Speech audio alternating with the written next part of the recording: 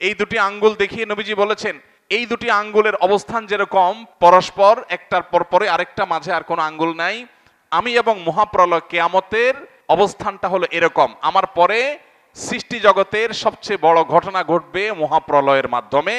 এই দুইয়ের মাঝখানে আর কোন নবী রাসূল বা এরকম কোন আল্লাহ তাআলার পক্ষ থেকে প্রেরিত দূত কেউ আর আসবে না।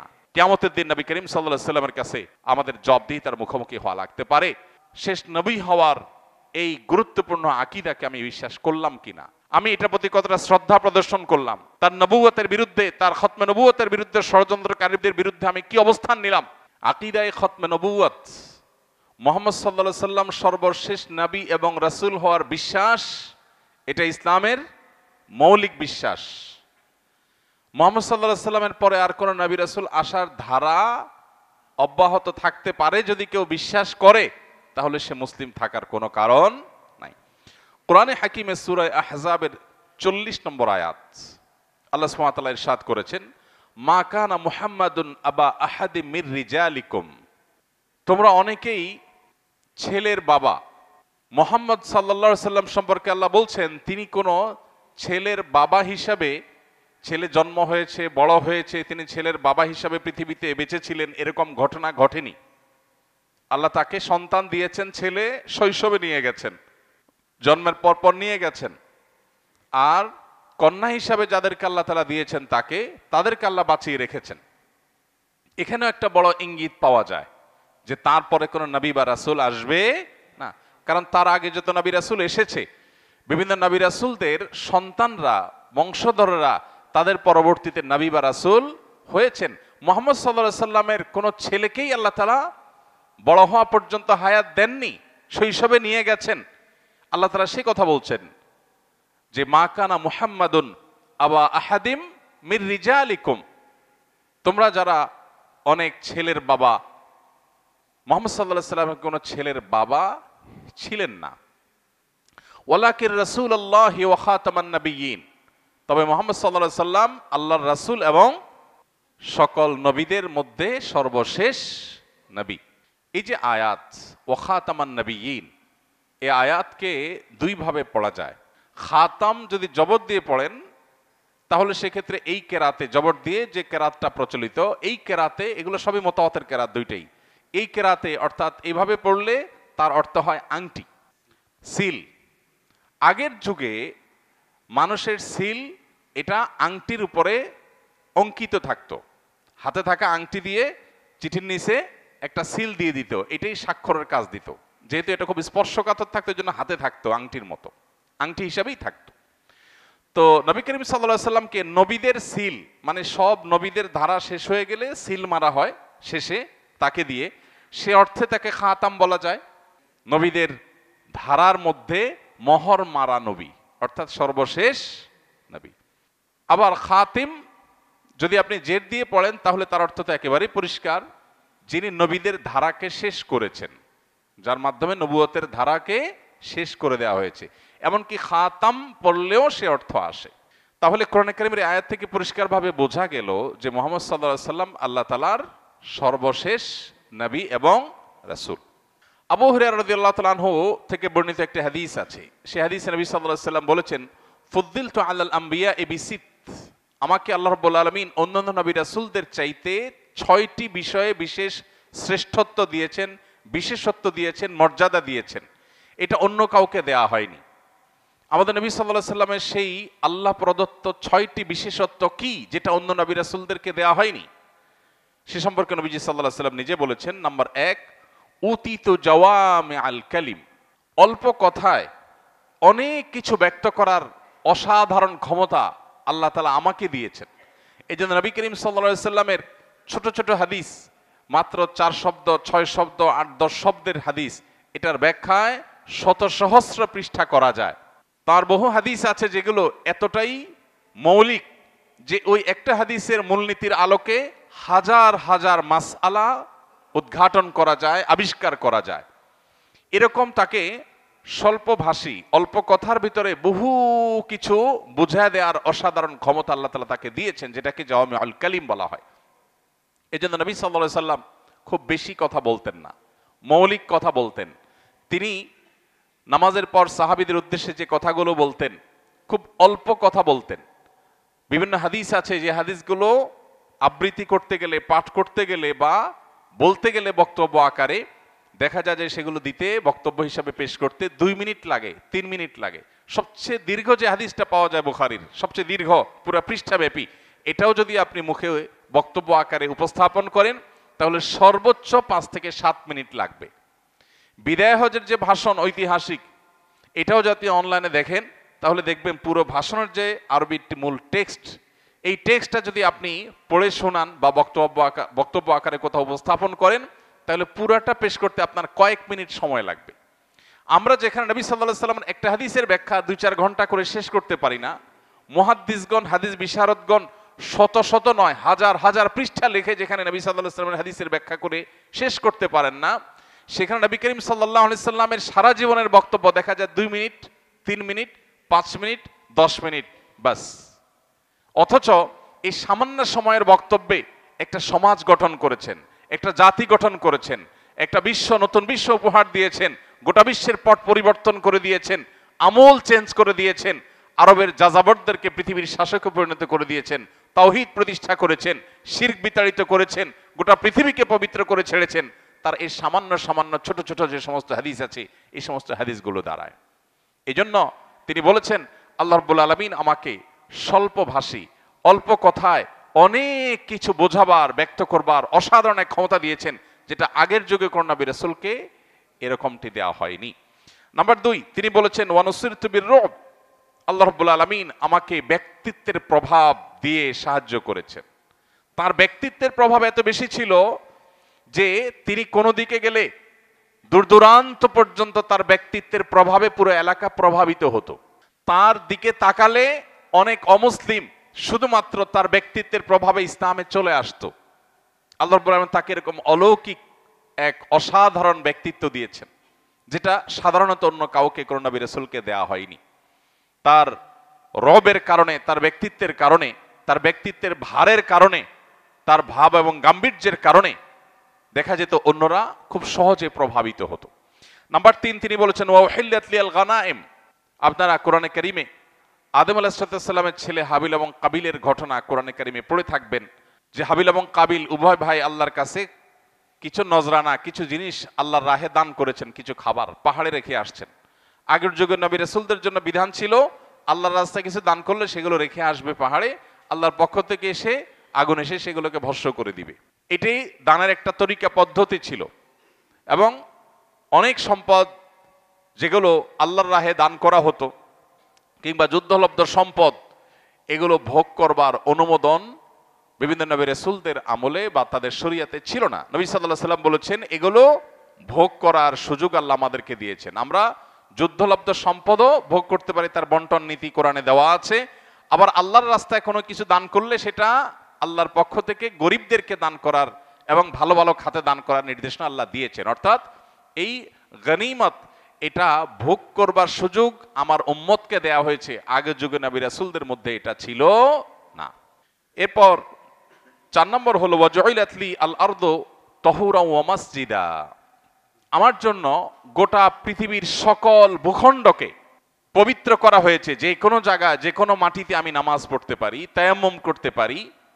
এই সুযোগ আল্লাহ তাআলা আমার উম্মতকে দিয়েছেন, যেটা পূর্বের যুগের নবী রাসূলদের জন্য এতটা ব্যাপক সুযোগ বা সুবিধা আল্লাহর দেওয়া শরীয়তে ছিল না। এরপর 5 নম্বর হলো তিনি বলেছেন ওয়া উরসিলতু ইলাল খালকি কাফা, আমাকে গোটা সৃষ্টি জগতের সবার কাছে নবী রাসূল করে পাঠানো হয়েছে। তার আগে যত নবী রাসূল এসেছেন, কেউ কোনো বিশেষ অঞ্চলের জন্য, কোনো দেশের জন্য, কোনো ভূখণ্ডের জন্য, কোনো ভাষাভাষীর জন্য নবী এবং রাসূল হিসাবে এসেছেন। আর মুহাম্মদ সাল্লাল্লাহু আলাইহি সাল্লামকে আল্লাহ তাআলা পাঠিয়েছেন, কোরআনে আল্লাহ তাআলা বলেছেন তাকে পাঠিয়েছেন কাফাতুন নাস, সকল মানুষের কাছে। শুধু মানুষ নয়, জিন জাতির কাছে, গোটা সৃষ্টি জগতের সকলের কাছে নবী এবং রাসূল করে আল্লাহ তাকে পাঠিয়েছেন।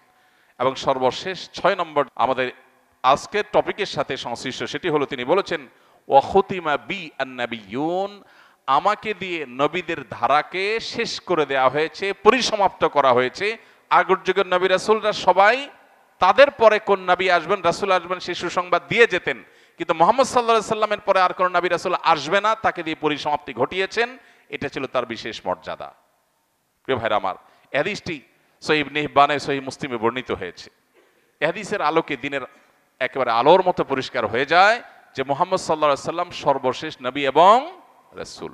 প্রিয় ভাইরা আমার, নবী করিম সাল্লাল্লাহু আলাইহি সাল্লামের আরেকটি হাদিস আছে, তিনি বলেছেন, আমার এবং আগের যুগের নবী রাসূলদের উপমা হলো একটি ভবনের মতো, যেই ভবনটা খুব চমৎকার করে নির্মাণ করা হয়েছে, প্রতিটা ইট খুব সুন্দরভাবে স্থাপন করা হয়েছে, ভবনটা কমপ্লিট হয়েছে, কিন্তু ভবনের উপরে একটা জায়গায় একটা ইটের জায়গা ফাঁকা আছে। দর্শনার্থীরা দেখে অভিভূত হয়ে যাচ্ছে যে গোটা ভবনটা অত্যন্ত চমৎকার, কিন্তু ভবনের একটা ইট এখনো রাখা হয়নি, অপূর্ণাঙ্গ জায়গাটা খালি আছে। নবী সাল্লাল্লাহু আলাইহি সাল্লাম এই হাদিসের পরে বলছেন যে আমি হলাম আল্লাহ তাআলার সেই রাসূল, যার মাধ্যমে নবুয়ত এবং রিসালাতের যে ভবন আল্লাহ তাআলা আদম আলাইহিস সালাম থেকে নির্মাণ করা শুরু করেছেন, সেটা চূড়ান্ত হয়ে গেছে ঈসা আলাইহিস সালামের মাধ্যমে। একটা ইটের জায়গা বাকি ছিল, সেটা আল্লাহ তাআলা আমার মাধ্যমে পূরণ করলেন। প্রিয় ভাইরা আমার, এরকম হাদিস দুইটি চারটি নয়, ভুরি ভুরি হাদিস রয়েছে, যে হাদিসগুলো পরিষ্কারভাবে প্রমাণ করে যে মুহাম্মদ সাল্লাল্লাহু আলাইহি সাল্লাম আল্লাহ তাআলার শেষ নবী এবং রাসূল। তিনি বলেছেন, বুইস্তু আনা ওয়াসসাআতু কাহাতাইন, এই দুটি আঙ্গুল দেখিয়ে নবীজি বলেছেন, এই দুটি আঙ্গুলের অবস্থান যেরকম পরস্পর একটার পর পরে আরেকটা, মাঝে আর কোনো আঙ্গুল নাই, আমি এবং মহাপ্রলয় কিয়ামতের অবস্থানটা হলো এরকম। আমার পরে সৃষ্টি জগতের সবচেয়ে বড় ঘটনা ঘটবে মহাপ্রলয়ের মাধ্যমে। এই দুইয়ের মাঝখানে আর কোনো নবী রাসূল বা এরকম কোনো আল্লাহ তাআলার পক্ষ থেকে প্রেরিত দূত কেউ আর আসবে না। এরকম হাদিসের সংখ্যা অগণিত, বলে শেষ করা কঠিন। আমরা যদি কনক্লুশনে আসি, তাহলে সেক্ষেত্রে আমরা বলতে পারি যে মুহাম্মদ সাল্লাল্লাহু আলাইহি সাল্লামের পরে আর কোন নবী বা রাসূল আসবে না। এটি কোরআন এবং হাদিসের আলোকে সুপ্রমাণিত। গোটা পৃথিবীর ওলামায়ে কেরামের মধ্যে অনেক বিষয়ে মত পার্থক্য আছে। নামাজে কি বুকে হাত বাঁধবেন না নাভির নিচে বাঁধবেন, ইমামের পেছনে সূরা ফাতিহা পড়বেন নাকি পড়বেন না, আমিন জোরে বলবেন নাকি আস্তে বলবেন, চার মাযহাবের বিভিন্ন বিষয়ে মত পার্থক্য আছে। চার মাযহাবের বাইরেও আরো বিভিন্ন রকমের মতামত আছে, কিন্তু এই বিষয়ে পৃথিবীর পূর্ব থেকে পশ্চিম, উত্তর থেকে দক্ষিণ কোন ওলামায়ে আহলুস সুন্নাহর কারোর কোনো ভিন্ন মত নেই যে মুহাম্মদ সাল্লাল্লাহু আলাইহি সাল্লামের পরে আর কোন নবী বা রাসূল আসবে না। খোদ নবী করিম সাল্লাল্লাহু আলাইহি সাল্লামের জীবদ্দশায় ইয়েমেনে এক মিথ্যুক নিজেকে নবী বা রাসূল হিসাবে দাবি করেছে, তার নাম হলো আসওয়াদ আল আনাসি। আসওয়াদ আল আনাসি, সে যখন নিজেকে নবী এবং রাসূল হিসাবে দাবি করেছে, মুহাম্মদ সাল্লাল্লাহু আলাইহি সাল্লাম তখন জীবিত। তিনি তখন ইয়েমেনে থাকা মুসলমানদেরকে নির্দেশ করেছেন যে এই মিথ্যাবাদী যে মানুষকে প্রতারিত করছে, তার বিরুদ্ধে যুদ্ধের জন্য প্রস্তুত হও, এবং মুসলমানরা প্রস্তুতি নিয়েছেন। পরবর্তীতে আল্লাহর আজীব এবং অদ্ভুত ফয়সালা তার নিজের স্ত্রীর হাতে সে শেষ হয়েছে, এবং তাকে আল্লাহ রাব্বুল আলামিন মুসলমানদের আর কষ্ট করতে হয় নাই, তাকে এমনি আল্লাহ তাআলা বধ করেছেন। এরপর নবী করিম সাল্লাল্লাহু আলাইহি সাল্লামের দুনিয়া থেকে বিদায়ের পরপরই শুরু হলো মুসাইলামা আল কাজ্জাবের ফিতনা। মুসাইলামা নামে এক লোক, সেও নিজেকে নবী রাসূল দাবি করেছে। এরপর আবু বকর সিদ্দিক রাদিয়াল্লাহু তাআলা আনহুর শাসন আমলে সিনিয়র সাহাবীরা পরামর্শ করলেন কি করা যায়। দিন দিন তার ফিতনাটা প্রকট আকার ধারণ করছিল। সাহাবায়ে কেরাম তার বিরুদ্ধে যুদ্ধে শামিল হলেন। সে 40,000 মানুষ নিয়ে মুসলমানদের বিরুদ্ধে যুদ্ধে উপনীত হলো, এবং মুসলমানরা তাকেও বধ করলেন এবং শেষ করলেন। তাহলে মুহাম্মদ সাল্লাল্লাহু আলাইহি সাল্লামের উপস্থিতিতে খোদ সাহাবায়ে কেরাম মিথ্যা নবুয়তের দাবিদারকে কখনো এক তিল পরিমাণ সহ্য করেন নাই। নবীজি সাল্লাল্লাহু আলাইহি সাল্লাম বলেছেন, আমার পরে 30 জন মিথ্যাবাদী পৃথিবীতে আসবে। কতজন? 30 জন। তিনি সব ভবিষ্যদ্বাণী করে গেছেন, আল্লাহ তাকে ওহীর মাধ্যমে জানিয়েছেন। এই 30 জনের প্রত্যেকে এসে বলবে আমি নবী বা রাসূল আল্লাহর পক্ষ থেকে, কিন্তু এরা সবাই মিথ্যাবাদী, তোমরা জেনে রাখবে। তিনি বলেছেন, ওয়া ইন্নাহু সায়াকুনু ফি উম্মতি কাযাবুনা সালাসুন, আমার উম্মতের মধ্যে 30 জন মিথ্যুক আসবে, আবির্ভাব হবে। কুল্লুহুম ইয়াজআমু আন্নাহু নাবিয়্যুন, এরা সবাই মনে করবে বা দাবি করবে তারা নবী, অথচ আনা খাতামুন নবিয়্যিন, আমি হলাম শেষ নবী। লা নাবিয়্যা বাদি, আমার পরে আর কোন নবী আসবে না। ভাইরা আমার, আমাদের পার্শ্ববর্তী দেশ ভারতের গুরুদাসপুর জেলার কাদিয়ান নামক গ্রামে ইংরেজ শাসন আমলে গোলাম আহমদ নামে এক লোক নিজেকে বিভিন্ন সময় নবী, রাসূল, মাসিহ মাউদ বা প্রতিশ্রুত মাসিহ এরকম বিভিন্ন নামে নিজেকে দাবি করেছে।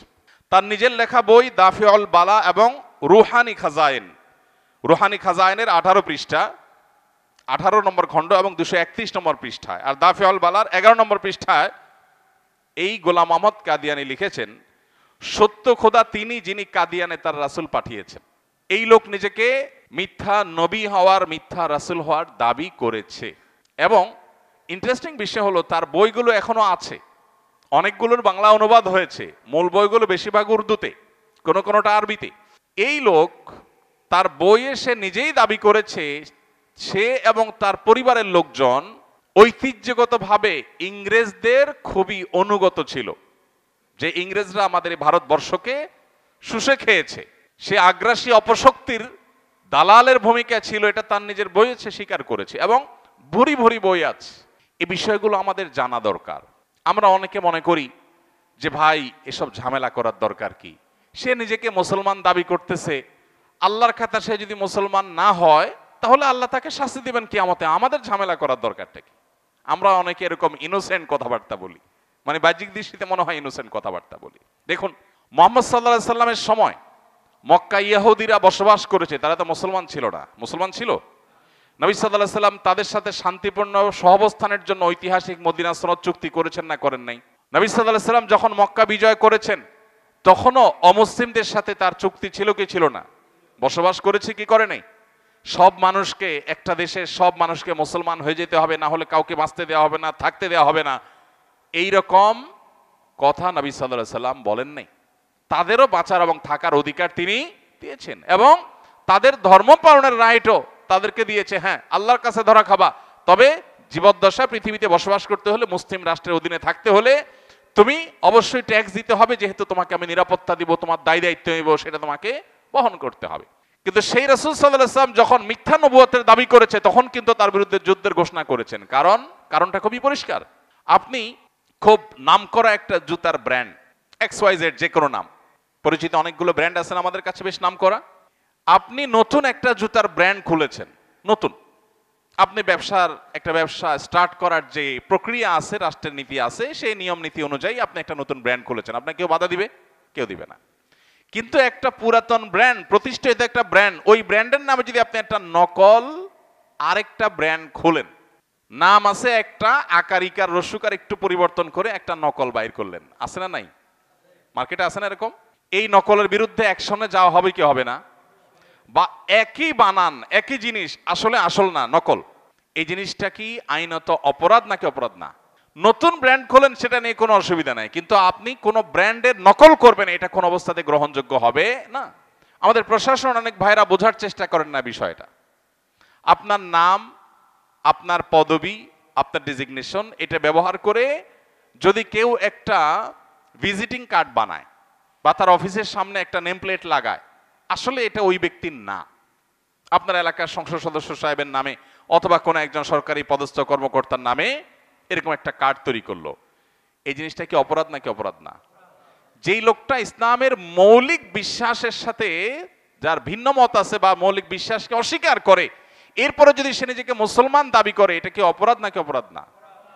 প্রিয় ভাইরা আমার, এই কমন এবং খুবই সাধারণ একটি বিষয়, এটিকে আমরা অনেকে বোঝার চেষ্টা করি না। আর এই জন্য কাদিয়ানীদেরকে পৃথিবীর অনেক মুসলিম কান্ট্রিতে সরকারিভাবে, রাষ্ট্রীয়ভাবে অমুসলিম ঘোষণা করা হয়েছে।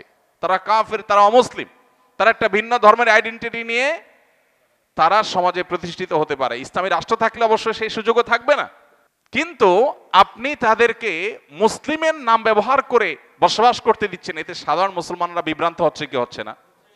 অথচ তাদেরকে কাফের হওয়ার, তারা অমুসলিম হওয়ার এই সরকারি ঘোষণা এটা না আসার কারণে তারা মুসলমানদের মধ্যে মিশে যাচ্ছে এবং মুসলমানদের মধ্যে বিভ্রান্তি তৈরি করছে। প্রিয় ভাইরা আমার, খুবই দুর্ভাগ্যজনক একটি বাস্তবতা হলো আমাদের সমাজে এই ধরনের বিভ্রান্তি শুধু তারাই তৈরি করছে না, খ্রিস্টান মিশনারিগুলো এক ধরনের বিভ্রান্তি তৈরি করছে। কাদিয়ানি ধর্মের প্রতি আহ্বান করে বলা হচ্ছে এটা আহমদি মুসলিম জামাত। কি বলা হচ্ছে? আহমদি মুসলিম জামাত। মুহাম্মদ সাল্লাল্লাহু আলাইহি সাল্লামের আগে যত নবী রাসূল এসেছেন সবাই ভবিষ্যৎবাণী করে গেছেন, সুসংবাদ দিয়ে গেছেন যে আমার পরে অমুক নবী আর রাসূল আসবে। খোদ মুহাম্মদ সাল্লাল্লাহু আলাইহি সাল্লাম যে পৃথিবীতে আসবেন এটা 4500 বছর আগে, তার আগমনেরও কয়েক হাজার বছর আগে ইব্রাহিম আলাইহিস সালাম আল্লাহর কাছে দোয়া করে গেছেন, রব্বানা ওয়াবআস ফীহিম রাসূলাম মিনহুম, আল্লাহ আমার বংশধরদের মধ্যে একজন রাসূলকে পাঠান, এই এই কোয়ালিটির, এই এই যোগ্যতা সম্পন্ন, এই তার বেসিক কাজ থাকবে, সেটা আবার কোরআনে আল্লাহ উল্লেখ করেছেন। তার মানে একজন নবী রাসূল দুনিয়াতে আসার 4500 বছর আগে থেকেই তার ট্রায়াল আসবেন, যে সেটা সংবাদ দেওয়া শুরু হয়েছে। এভাবেই সমস্ত নবী রাসূল এসেছেন। মুহাম্মদ সাল্লাল্লাহু আলাইহি সাল্লামের হাজার হাজার হাদিস পুরো কোরআনের ভান্ডারে কোথাও আপনি পাবেন না যে মুহাম্মদ সাল্লাল্লাহু আলাইহি সাল্লাম বলে গেছেন যে আমার পরে অমুক আসবে, নাউজুবিল্লাহ, গোলাম আহমদ নামে, অমুক নামে, তমুক নামে, এরকম কোন কথা কোরআন হাদিসে কোথাও জাল হাদিসেও পাওয়া যায় না। সহিহ হাদিস তো পরের কথা। গোলাম আহমদের নামে যে আহমদী মুসলিম জামাত বলা হচ্ছে, এটা একটা প্রতারণা। মুসলিম বললে আমরা সাধারণ মুসলমানরা মনে করবো আচ্ছা আমরাই তো, ঠিক আছে। তো তুমি কাদিয়ানি বলো, সেটা না বলে বলা হচ্ছে কি আহমদী মুসলিম জামাত। এবং একই কাজ, একই প্রতারণা খ্রিস্টানরা করছে, খ্রিস্টান মিশনারি গুলো করছে। তারা নাম দেয় হলো ঈসাই মুসলিম। তারা বলে কি, বলে আপনি মুসলমানই তো থাকতেছেন, অসুবিধা নেই, আপনি ঈসা ইসলামে বিশ্বাস করেন না? হ্যাঁ বিশ্বাস করি, তো মুসলমান, বাস তাই তো। এই যে পানিতে একটু চুপ দেন, একটু ডুব দেওয়া হয়, হ্যাঁ, তারপরে বাইবেল ধরায় দেয়, দিয়া ঠিক আছে আপনি এখন ঈসাই মুসলিম। আপনারা কদিন আগে নিউজ দেখেছেন যে যশোরে পিকনিকের নামে অনেকগুলো সহজ সরল মানুষকে, গরিব দুঃখীদেরকে এরা টার্গেট করে। হিন্দুদের মধ্যেও গরিবদেরকে, মুসলমানদের মধ্যে গরিবদেরকে টার্গেট করে তাদেরকে তাদের ধর্মে দীক্ষিত করে এবং লোভ দেয়, টাকা দেয়, পয়সা দেয়, ট্যাব দিচ্ছে রীতিমতো। ট্যাবের মধ্যে আপনার মাসিস ফিল্ম দিয়ে দেওয়া হচ্ছে, জিজাস ফিল্ম দিয়ে দেওয়া হচ্ছে, জিজাস ফিল্ম দিয়ে দিচ্ছে, ঈসা ইসলামের ফিল্ম দেখেন, এটার জন্য আপনাকে একটা ট্যাব দিয়ে দিলাম, একটা ডিভাইস দিয়ে দিলাম। অনেক ডিভাইস আছে দেখতে মোবাইলের মতো, ফ্রি বিতরণ করে, মানুষ সহজে নিয়ে নিচ্ছে এবং নিয়ে সেগুলোকে তারা সেখানে তাদের কথাগুলো ঢুকাচ্ছে এবং মানুষকে শোনাচ্ছে। সোশ্যাল মিডিয়াতে, ফেসবুকে অনেকগুলো পেজ, অনেকগুলো গ্রুপ আছে। এই গ্রুপগুলোতে এমন সুন্দর সুন্দর আপনার শিরোনাম দেয় যে কোরআনের তাফসির। শিরোনাম কিসের? কোরআনের তাফসির। আপনি ঢুকেন ওখানে, সেখানে খ্রিস্টান ধর্মের দাওয়াত দেওয়া হচ্ছে, কাদিয়ানি ধর্মের দাওয়াত দেওয়া হচ্ছে।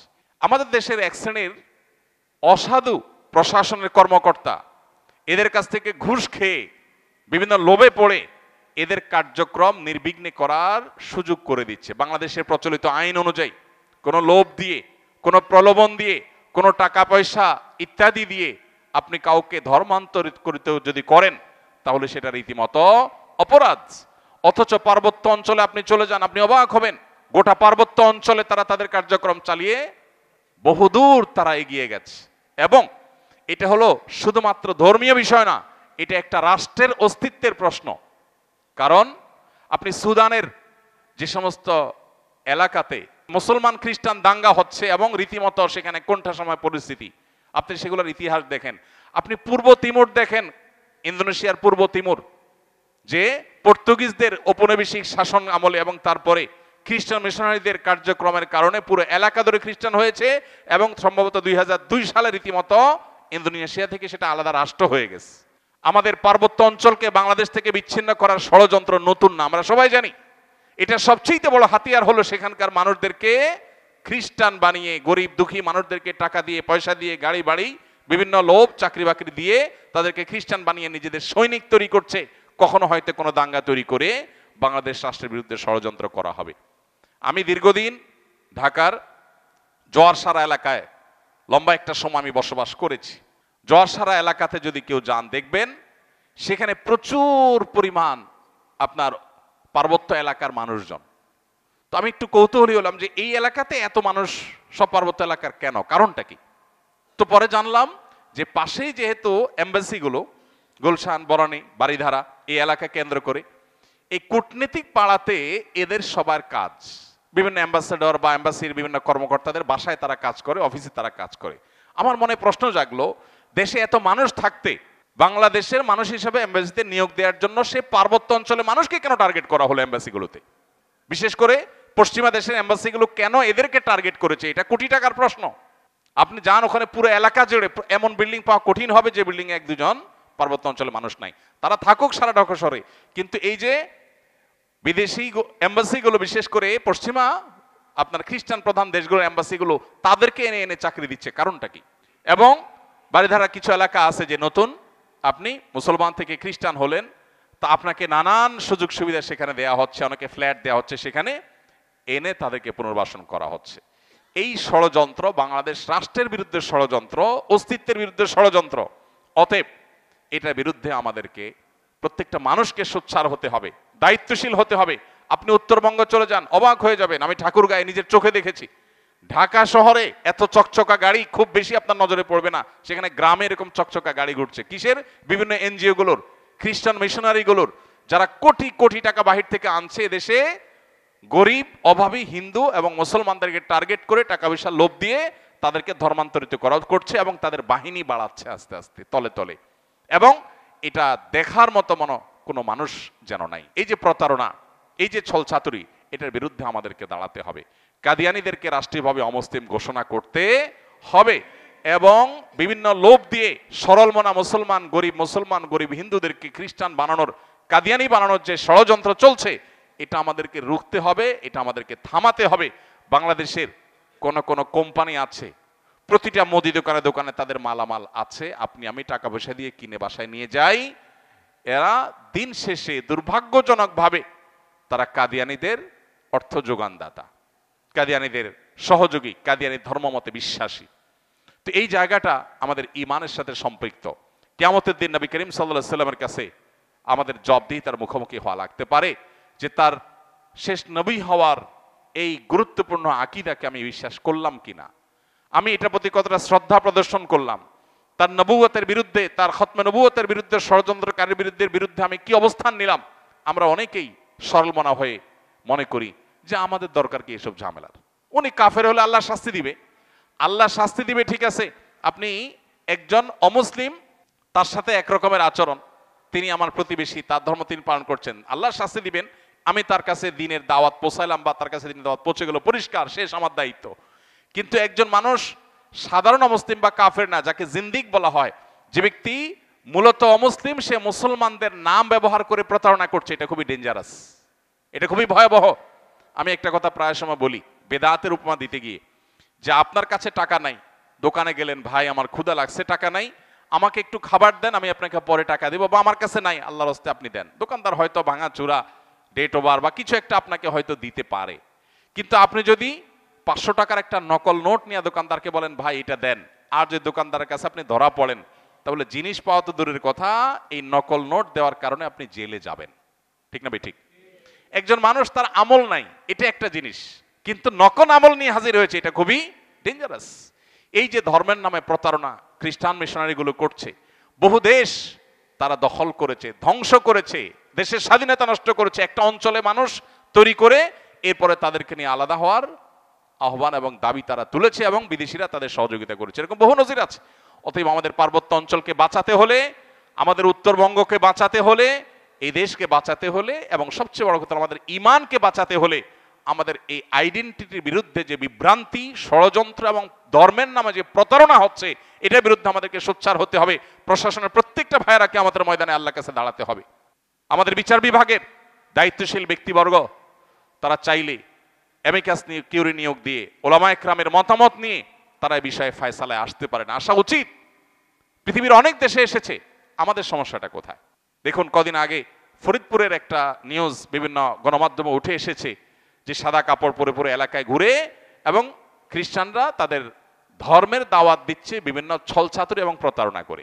আপনি আপনার ধর্মের দাওয়াত দিচ্ছেন প্রকাশ্যে খুল্লম খোলা, ভাই আমি খ্রিস্টান ধর্মের দাওয়াত দিচ্ছি, এটা এক জিনিস। কিন্তু আপনি বলছেন ঈসাই মুসলিম আবার কি জিনিস? আপনি কাদিয়ানি ধর্মের দাওয়াত দিচ্ছেন, আপনি কাদিয়ানি আলাদা ধর্ম, জিন্দিক। কিন্তু সেটা না করে আপনি বলছেন আহমদি মুসলিম জামাত।